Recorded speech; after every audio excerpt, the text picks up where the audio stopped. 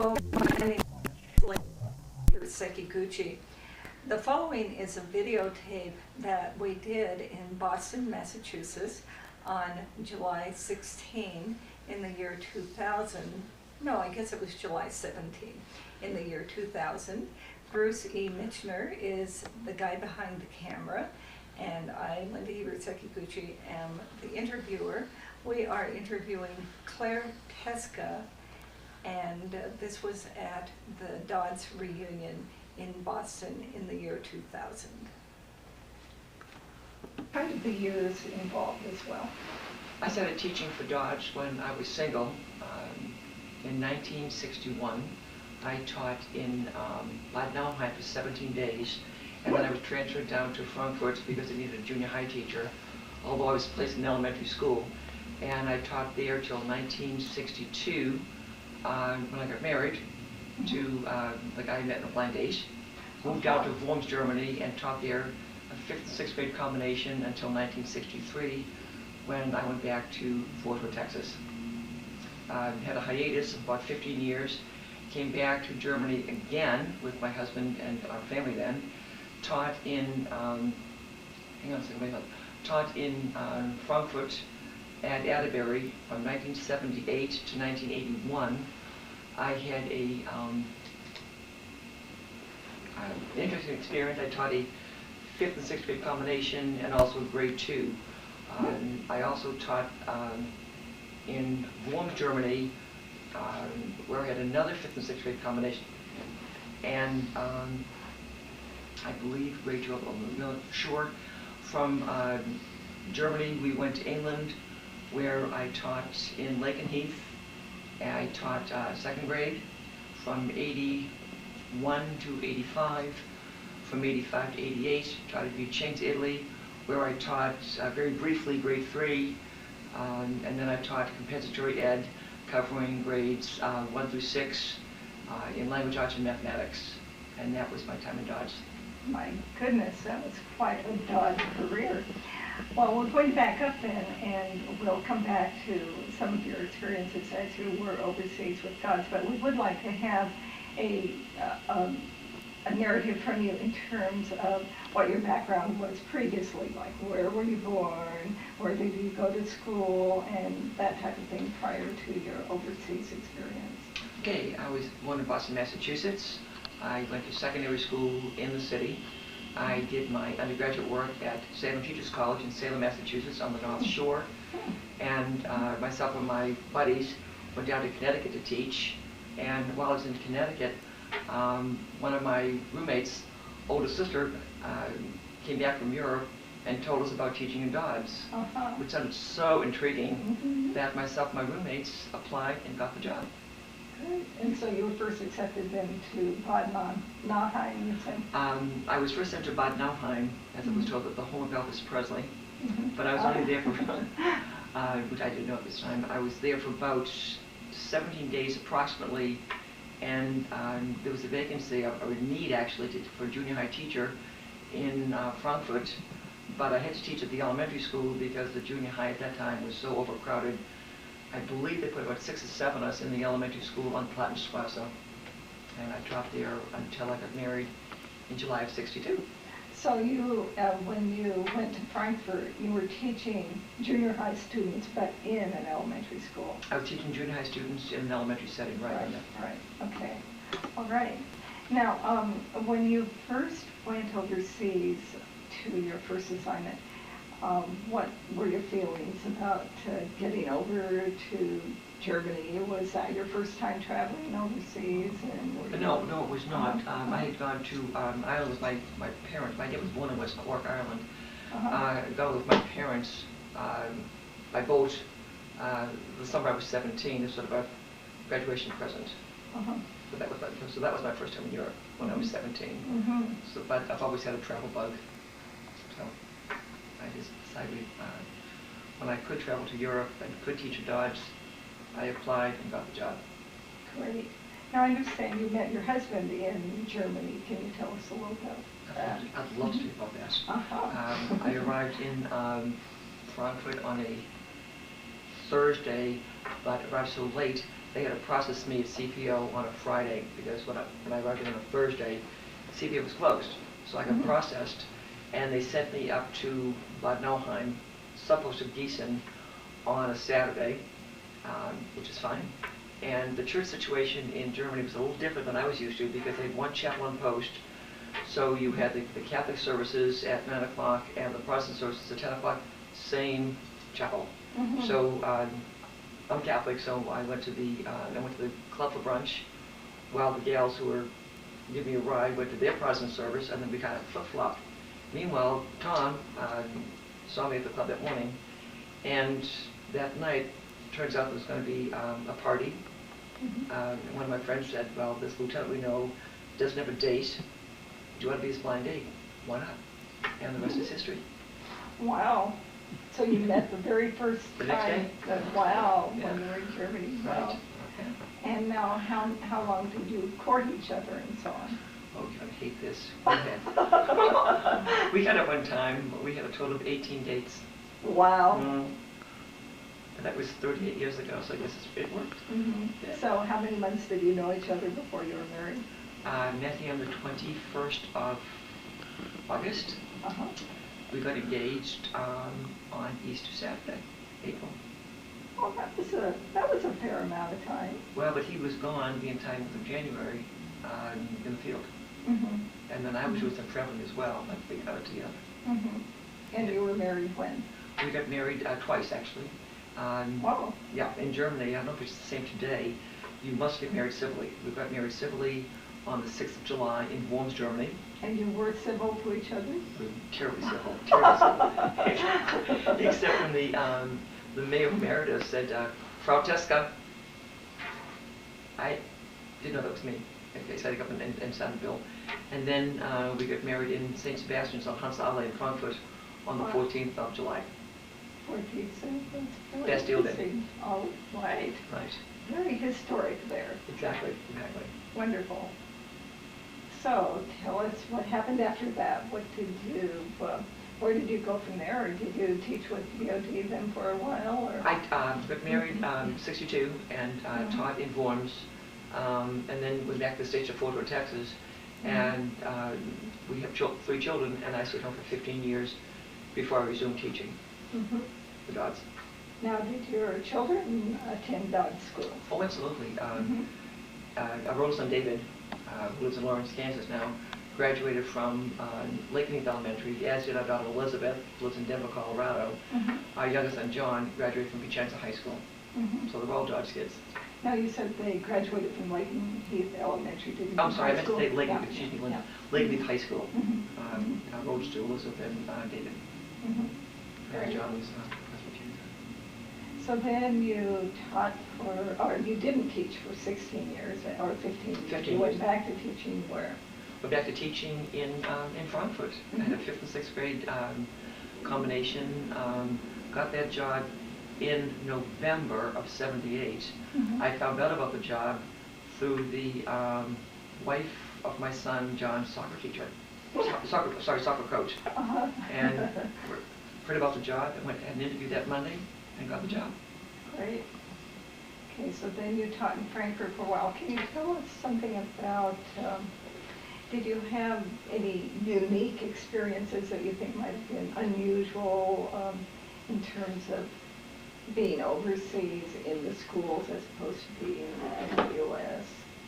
Well, yeah, like when I got my that job in '78, I went to interview on Monday, and my principal called me up Wednesday. No, I'm sorry, he called me up Tuesday, said you're going to get out to CPO and get the paperwork going, down to CPO. And they said, when do you think he wants you to teach? I said, oh, he'll probably give me a week to check for the materials. I taught the next day.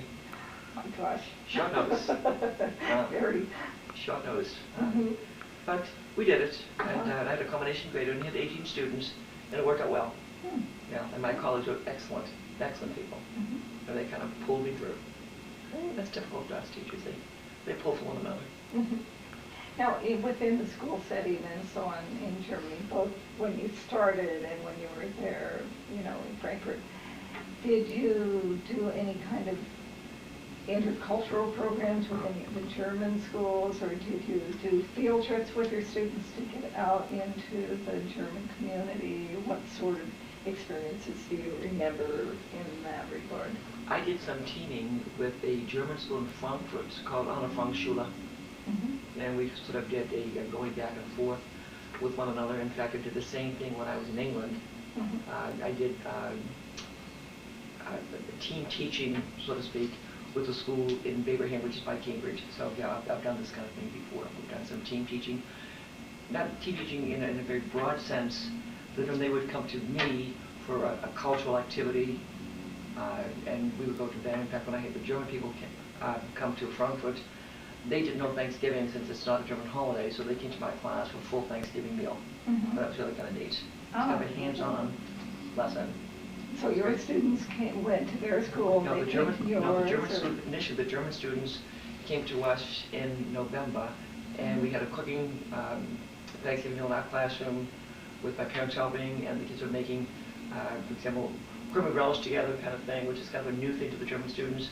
And then their big holiday is December the 8th, so we went to their school for a festive program there. It was really kind of great. Wonderful. Yeah.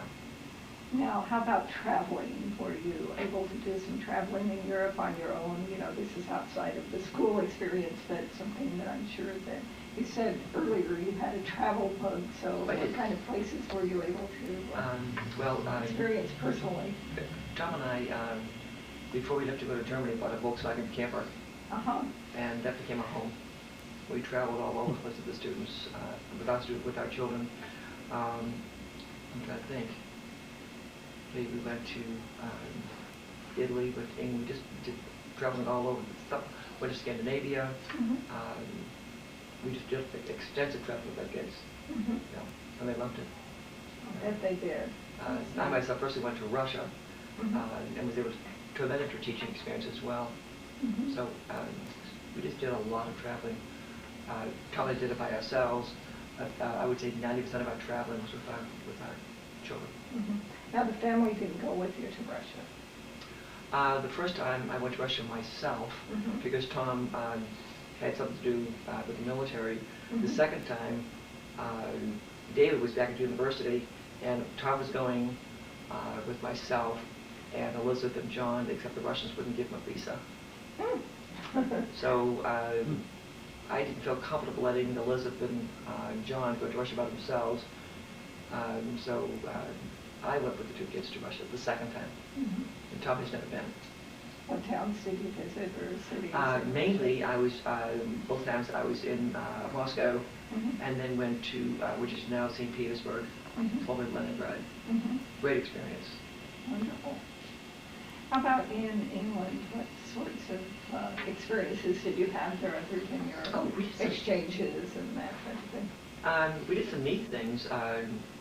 3 times we went to the boat and went down the Thames, Norfolk Broads and the Fens, and we just kind of did this whole boat thing ourselves. It was great. We got to go to the locks, which our kids loved, and it was, yeah, we've done boat trips in England, and that was really great. Plus touring London, and then of course, since my family ethnicity is Irish, we came to Ireland a number of times and checked out that situation. Visited the old homestead, which our kids still like to visit. It's great. Wonderful. Now, can you think about over your experiences with DoD schools and see if you can think of some totally unique experience that someone would not have experienced otherwise, just being in that situation, or something that is very unusual, or a favorite incident, or whatever. Well, in fact, I was just talking to a young guy today who's teaching in the Everett school system in Massachusetts, and he was talking about parents' involvement and parents not coming, and I said, in terms of parent involvement and parent participation, it was terrific.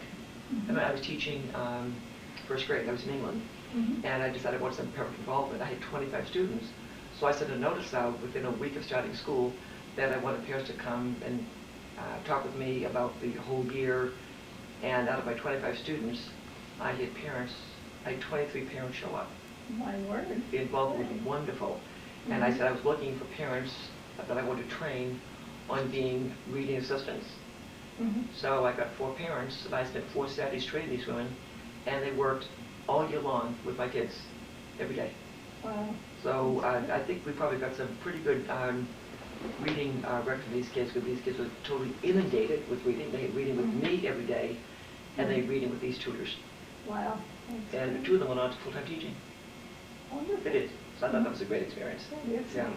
That is neat. And I've kept in touch with these kids as well, so it's really fun. In fact, one of those little girls, her mother was one of the initiators in this program, and Chapel just graduated from university. I did a Kappa, thank you. Wow. Yeah, Next week. that's really neat. Yeah, she's a yeah. Now, did you find quite a few of the parents of your students were foreign nationals, or what kind of ratio would you say was there? Like, for example, German mothers or English mothers, or what? We had that component, but not a very great percentage of German mothers. We had some in Germany and mothers in England, of course, who were English as well as women in Italy, but it was not majority. No. Now, we talked a bit about Germany and England. Can you tell us a little bit about what your school was like in Italy? Italy. Okay. Vicenza, right? Vicenza. It was great. In fact, it was interesting because it was just one huge building that had classes K through 12. Wow. Yeah. And Now, how many students would have been in that? not that large. The largest school system I was in was in England. I would probably say K through 12 population was probably about 1,000. Yeah, it was not that large, but it was just a stream of people. But I only taught 3rd grade for a couple of weeks, but then the majority of my time in Italy rather, was teaching compensatory ed. Ah, okay. Which I think is now a Title I program. Okay, and what did that involve? Well, it was total remediation in language arts and mathematics, and some of the kids stayed all year. Sometimes sort of a quick pull-in, pull-out kind of program, depends upon what their needs were. But you had some students all that were in your class, totally assigned to your classroom. Yeah, they would come, like 3rd grade students would come to me from 10 to 10:30 every day. I see. Oh, Right, okay. it was a sort of, the hardest part of that program was getting the schedule. The teaching was not a difficult thing. The scheduling was tough to reckon with, but we got it sorted out.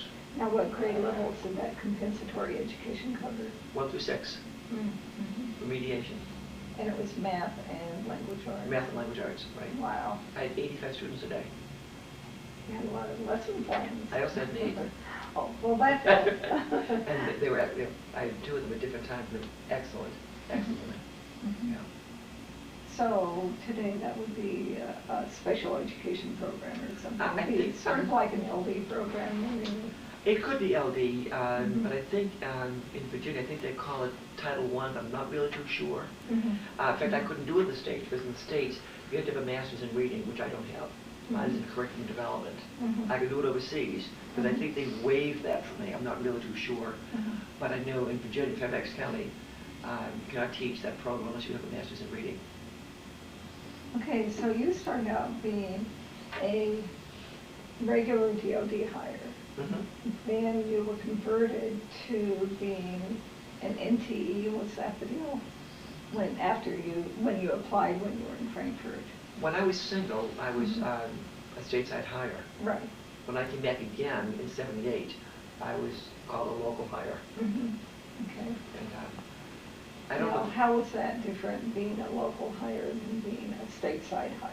Well, number one, I don't get reemployment leave. I don't get any benefits. I just get my salary. I didn't get housing and utilities. Only stateside hires got that, and reemployment leave, and also stateside hires got reemployment leave every other year, which I did not get as a local hire. So was there any possibility for you to be converted after you once got back into it? The few people I've known that were converted had to go back to the States. A friend of mine was teaching with me in Italy, and her husband was in the military, and he retired, and they decided to stay in Italy. She had to go back to the States. I'm not really sure if I understand this whole thing. She had to go back to the States and take some courses, and then be hired from the States Mhm. and then she got full benefits. Mhm. The only thing is, when she left Vicenza, she was not guaranteed that slot again because the slot, of course, was covered when she went back to the States. Mhm. So they said they'd hire her back again as a stateside hire, but no guarantee of where she could be assigned. Wow. Yeah. She got So- Italy, but she got Sicily. Mhm.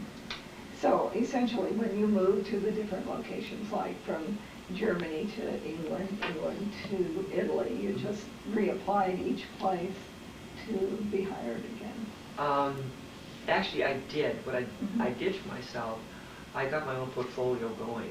Mhm. So if a parent said to me, I kind of like the way you taught my child this year, Mhm. I asked them to put in writing, Mhm. because I thought that would be helpful for me for my next assignment, Mhm. and also I knew ultimately I was going to go back to Fairfax County, Mhm. and really had to get my own portfolio going, because I thought that was my responsibility, and it worked. Good planning. Right. As many DoDDS teachers ended up being good planners. That's great. Oh, yeah. So then you stopped DoD. Tell us a little bit of what you've done after your DoD and what your plans are for the future. All right. I stopped DoD teaching when I came back to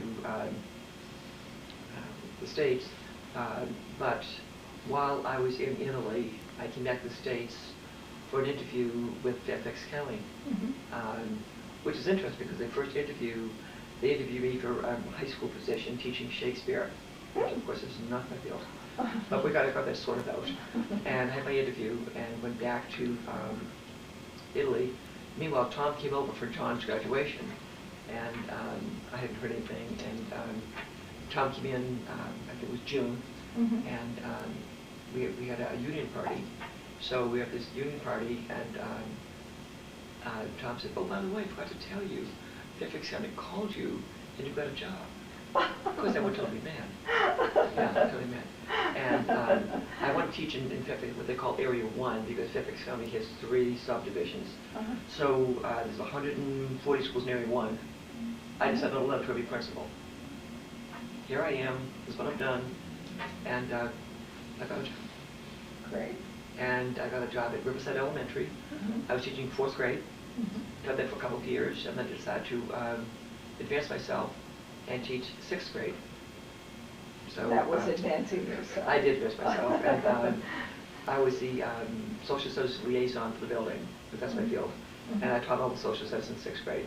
Hmm.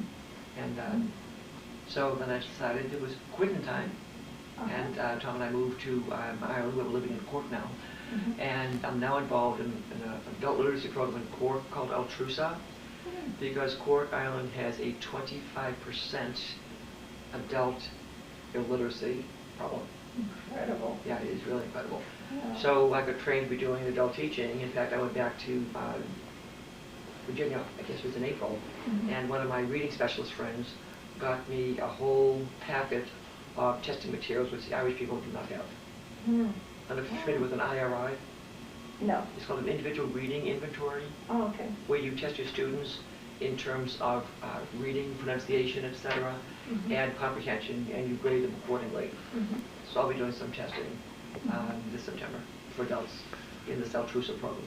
Now, is this a volunteer program? Oh, absolutely, Sort of, absolutely.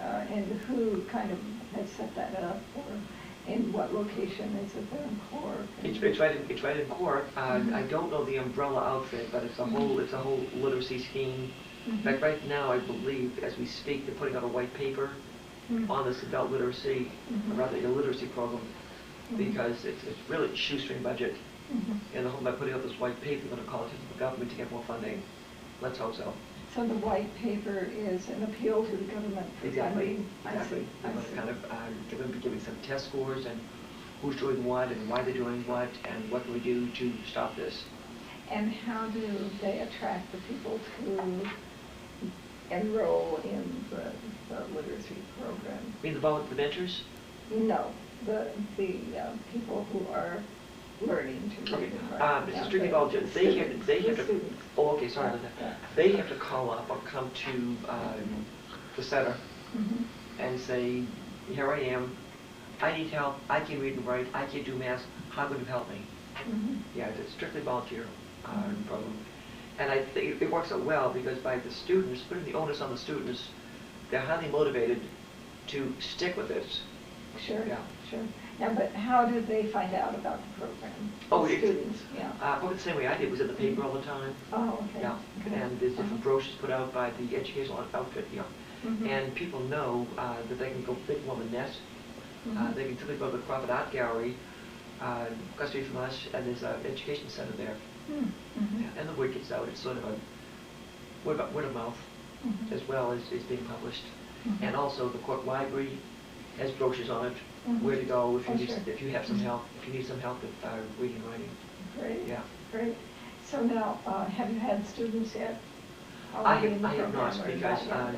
I've been traveling so much, Mhm. and I don't think it was fair for me to take a student on and say, well, I'm sorry, I can't see you for 3 weeks. Mhm. And they don't do Right. anything in the summertime, so it's not going to pick up again till September. Mhm. Okay.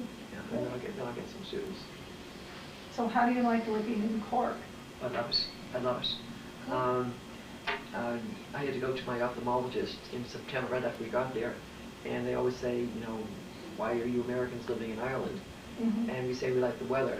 And of course, they think we're being terribly sarcastic. But the weather is gorgeous. It's mild. Right now, the temperature in Cork is about 66. Hmm. Maybe 5% humidity of that. Yeah. Wow, really? It's excellent. Yeah, it's excellent. Oh. And the travel opportunities are just unbelievable. Yeah, you just we don't own a car. Mhm. We just want to go. We just go. Mhm. Yeah. Do you find it expensive to fly to the continent or? Flying to the continent is expensive. It really is. Yeah. It always has been. But Mhm. you can always take a train. Trains are relatively comfortable, Mhm. and there's always there's ferry going to the continent. Oh, great. Yeah, this ways you get around it. Mhm. Great. So we've done both, Mhm. and we just think the traveling is great. So now, what are you looking forward to in the future? What do you think? Well, I guess you have a grandchild now, right? Yes, we have in our family now we have Stephen Anthony, Uh-huh. who, as we speak, is 2 months old. Great. He's gorgeous, and in fact, David, that's our son, and Christy, and Stephen are coming to see us on the 29th of December.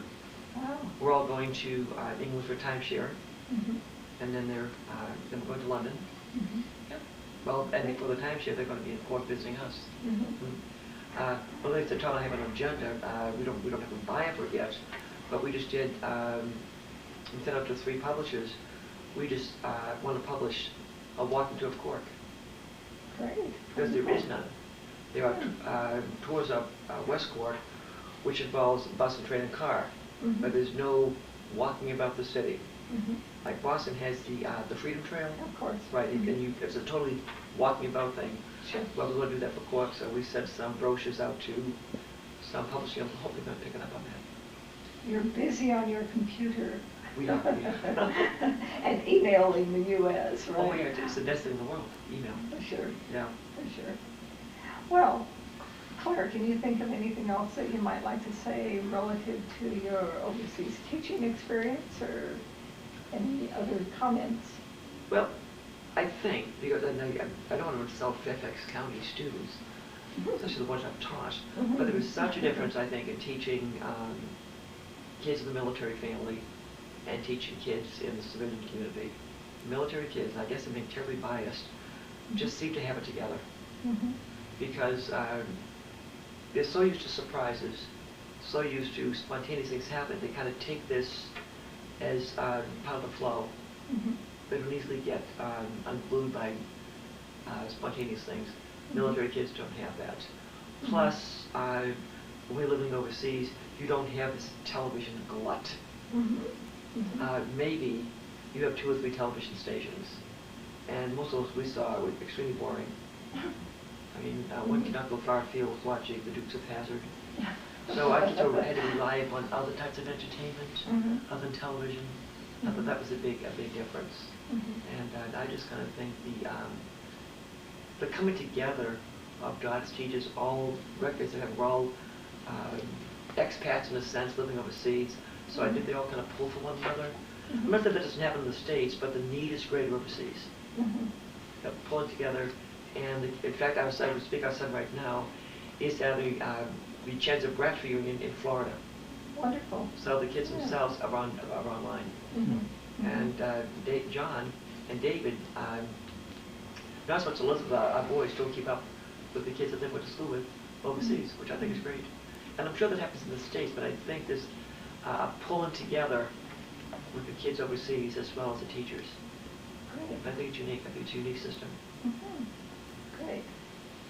Well, Claire, thank you very much for talking with us today. It's been most interesting, and wish you the best in Cork. Thank you.